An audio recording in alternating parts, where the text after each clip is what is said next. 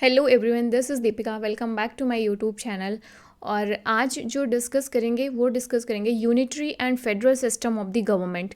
तो इसमें से बहुत सारे क्वेश्चंस ऑलरेडी पूछे गए हैं आपके प्रीवियस ईयर्स एग्जाम्स में, जो मैंने यहाँ पर इंक्लूड किए हैं। तो टॉपिक हमारे एग्जाम पॉइंट ऑफ व्यू से इंपॉर्टेंट है, इसमें तो कोई डाउट नहीं है।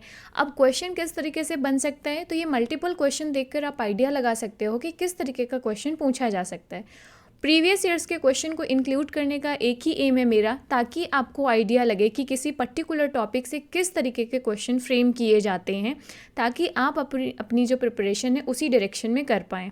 सेकेंड थिंग कि जो मैं आपको फिर बोलूँगी कि इसमें से जो भी करंट एग्जांपल्स, आप हमेशा टॉपिक में अपने करंट एग्जांपल्स ज़रूर करना, या जो रिलेटेड या रिलेवेंट एग्जांपल्स हैं उनको यूज़ करना, राइट। कीवर्ड्स ज़रूर यूज़ करना। तो कोशिश करना कि जो आपकी ऑलरेडी नोट्स हों या क्लास नोट्स हों, उनमें एडिशनल पॉइंट्स को मेंशन कर लेना जो आपके नोट्स में शायद ना हो। तो एक सिंपल टर्म में हम समझने की कोशिश करते हैं ये। तो डिटेल में डिस्कस करने से पहले एक छोटी सी रिक्वेस्ट है guys, please like, share and subscribe अगर आपको मेरा कंटेंट हेल्पफुल हो रहा हो तो it will motivate me to create such kind of content, right. Okay, तो मैं ओवरव्यू दे दूं कि आज हम लोग क्या बात करेंगे। तो unitary and federal system of the government, ये एक कंपैरेटिवली एक दूसरे से कंपैरिजन करके भी क्वेश्चन पूछ सकता है कि what is the difference between unitary and federal questions. तो मैं आपको इसमें से पॉइंट्स क्या दूंगी। पहले हम एक बेसिक इंट्रोडक्शन डिस्कस करेंगे जो आप अपने आंसर्स में यूज़ कर सकते हो। Then unitary and federal system of the government, जिसमें हम फीचर्स देखेंगे unitary form of the government and federal form of the government के। देन इनकी मेरिट्स एंड डीमेरिट्स को डिस्कस करेंगे। देन लास्ट में हम अपने आंसर को कंक्लूड करेंगे। Getting it? तो ये ओवरव्यू हो गया। तो unitary and federal form of the government, basically ये जो डिवीज़न है, ये जो क्लासिफिकेशन है, पहले तो हमें ये जानने की ज़रूरत है कि ये किस बेसिस पे क्लासिफिकेशन किया जाता है। तो ये क्लासिफिकेशन है कि जो नेचर ऑफ द रिलेशनशिप है, किसकी रिलेशनशिप, सेंटर एंड यूनिट्स, जो फेडरल यूनिट्स हैं, जो रीजनल यूनिट्स हैं, उन जो ये जो दो टीयर ऑफ द गवर्नमेंट है या more than 2 tier of the government है, इन गवर्नमेंट्स के बीच में नेचर ऑफ रिलेशनशिप कैसे है, इसके बेसिस पे इनका क्लासिफिकेशन और डिवीज़न किया जाता है।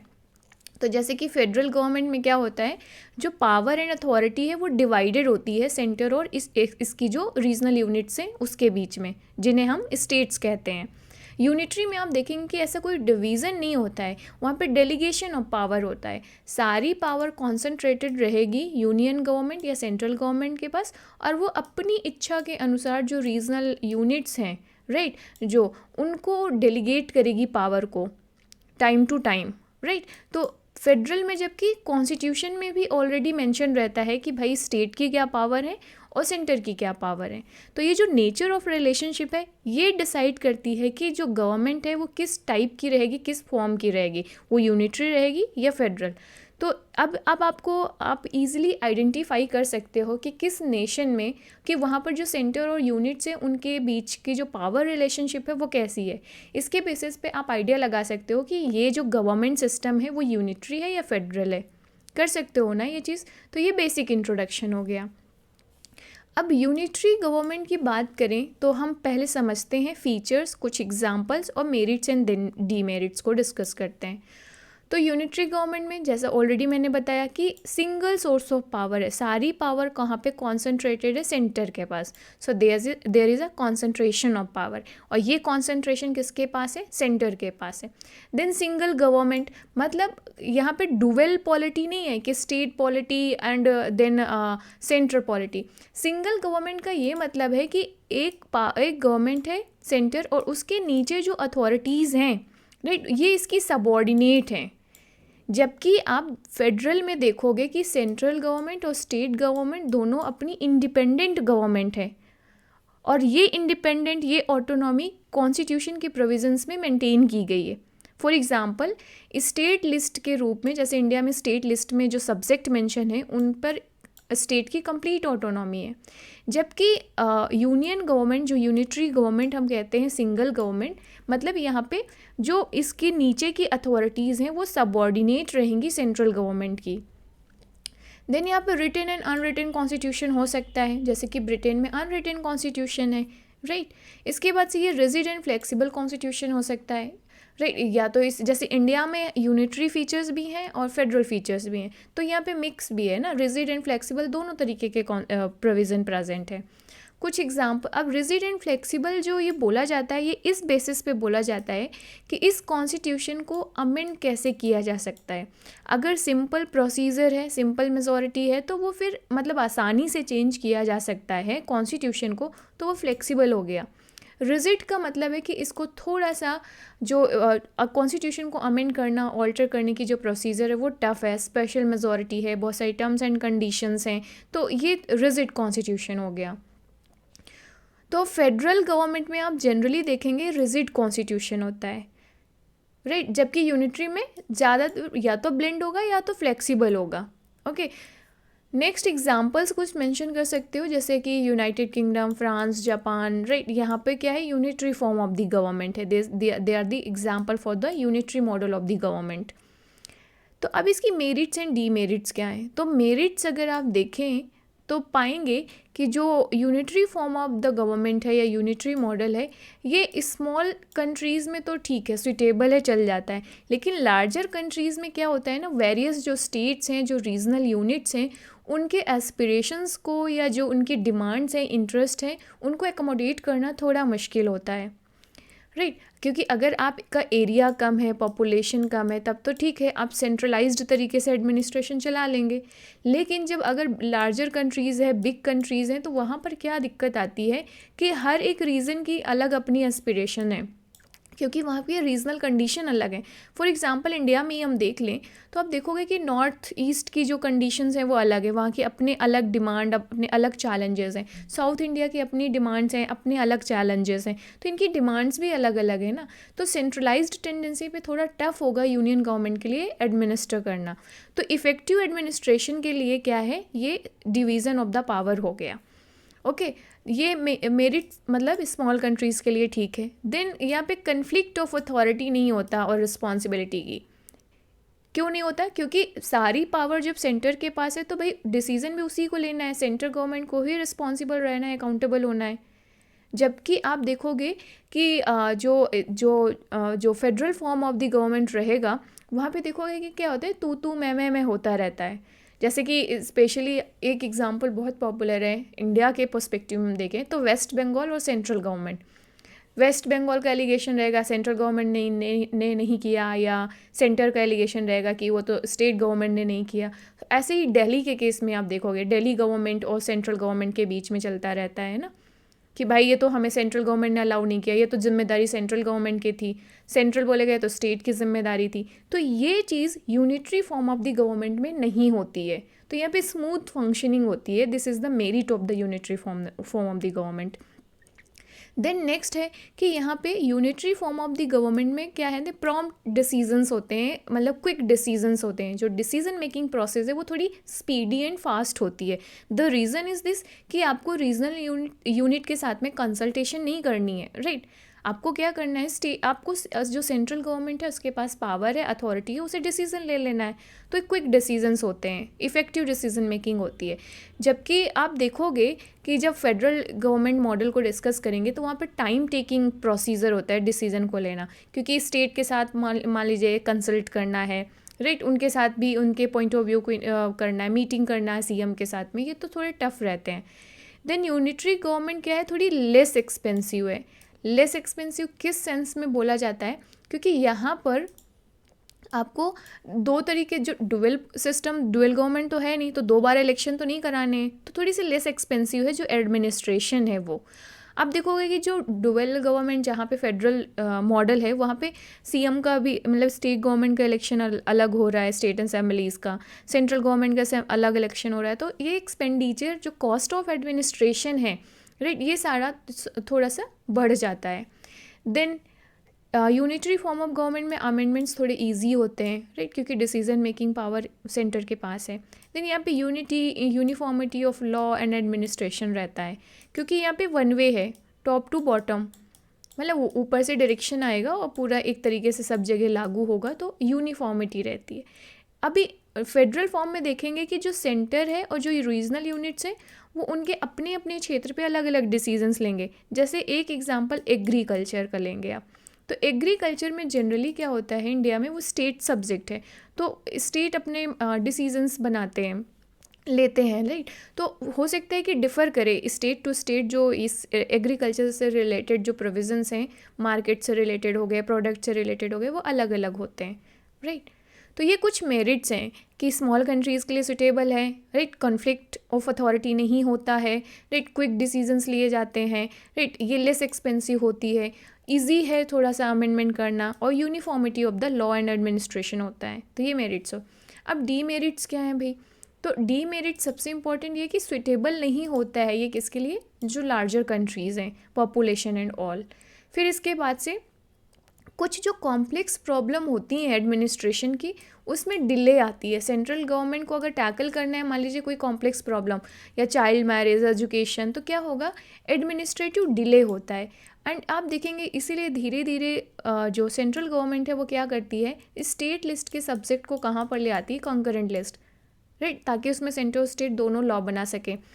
जैसे फॉरेस्ट हो गया आपका, एजुकेशन हो गया, ये सारे आपके इसमें कंकरेंट लिस्ट में मेंशन लाए गए थे।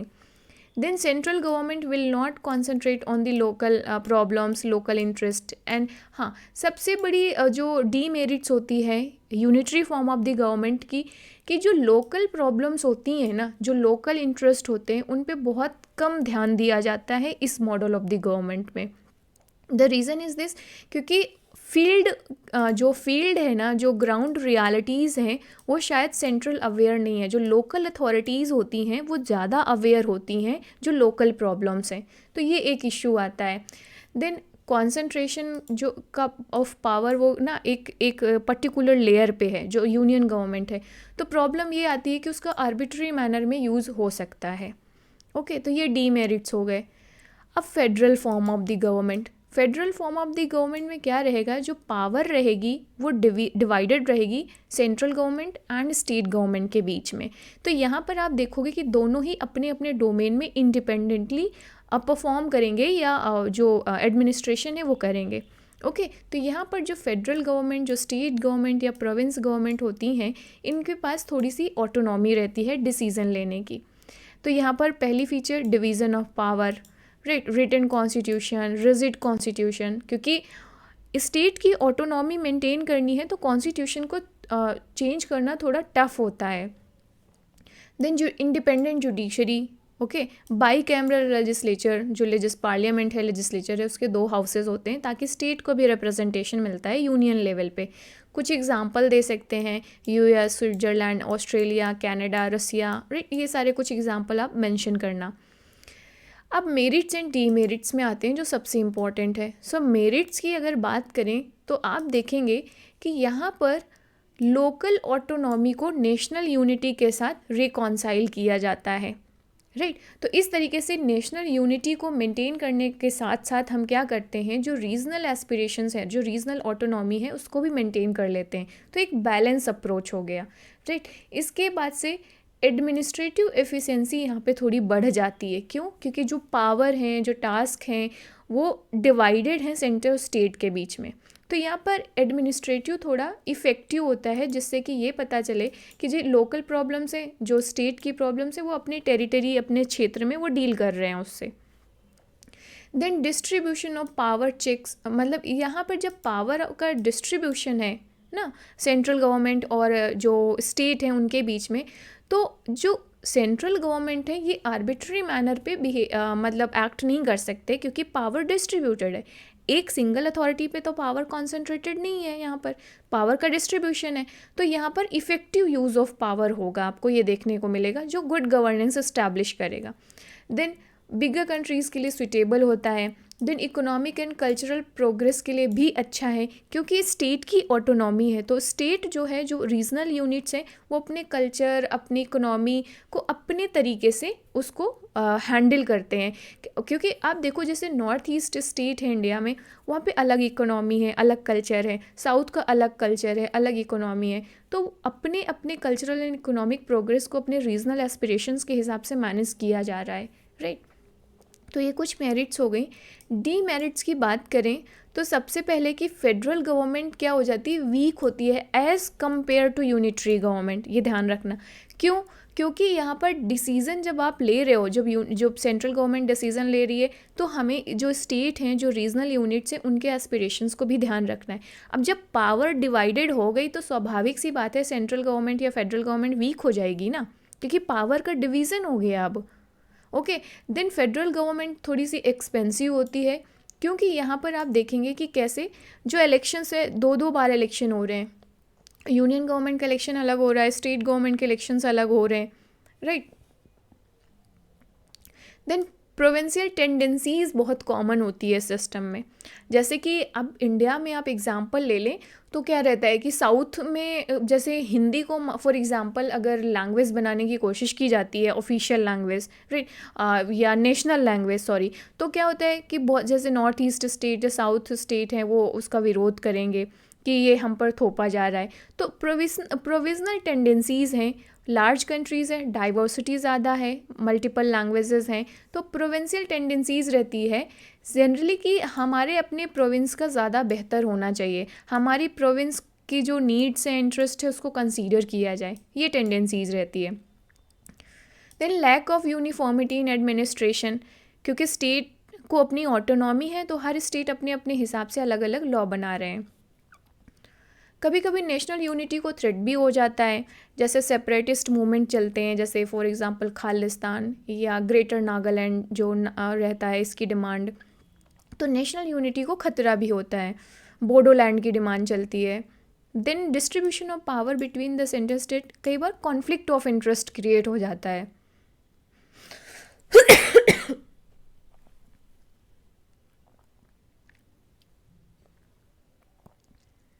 तो ये कॉन्फ्लिक्ट ऑफ इंटरेस्ट क्या होता है, जो ये डिवीज़न ऑफ पावर की वजह से है।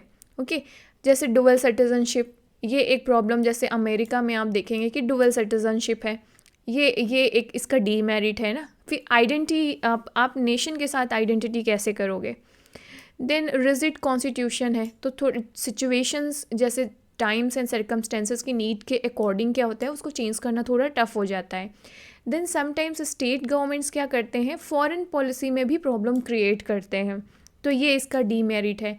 तो इस तरीके की बहुत सारी चीज़ें, फॉर एग्ज़ाम्पल इसके लिए एक, आप पता है मुझे बहुत अच्छा सा एग्ज़ाम्पल याद आया। हाँ, जैसे कि जब बांग्लादेश के साथ, जैसे मान लीजिए तीस्ता रिवर का जो एग्रीमेंट होना था, या लैंड बाउंड्री जो है उसको एग्रीमेंट होना था बांग्लादेश के साथ, तो सेंटर एलिगेशन लगाता था कि जो बांग्लादेश है ना वो प्रॉब्लम क्रिएट कर रहा है, क्योंकि बांग्लादेश बाउंड्री शेयर करता है बांग्लादेश के साथ में।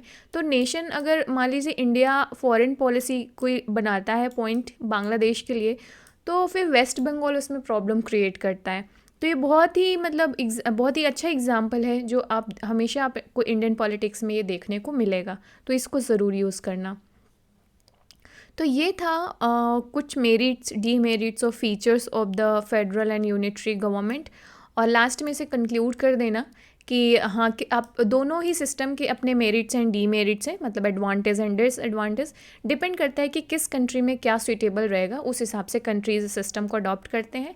फिर इंडिया के एग्जांपल दे देना कि इंडिया में हम कोई पर्टिकुलर मॉडल सूटेबल नहीं था, तो हमने दोनों ही मॉडल को के बेस्ट फीचर्स को लिया बैलेंस बनाने के लिए, और एक यूनिक फ्रेमवर्क बनाया जो इंडिया की नीड्स को प्रोवाइड कर सके, राइट, सूटेबल हो सके इंडिया के नीड्स के according.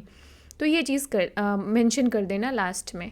Okay, so this is all for today guys, thanks for watching. Hope so कि यूनिटरी एंड फेडरल फीचर्स की मेरिट्स, डीमेरिट्स एंड फीचर्स आपको समझ में आए होंगे। And please like, share and subscribe my channel अगर आपको मेरा कंटेंट यूज़फुल लग रहा है और आपके एग्ज़ाम्स में हेल्प कर रहा है तो। See you in the next video, bye bye, take care.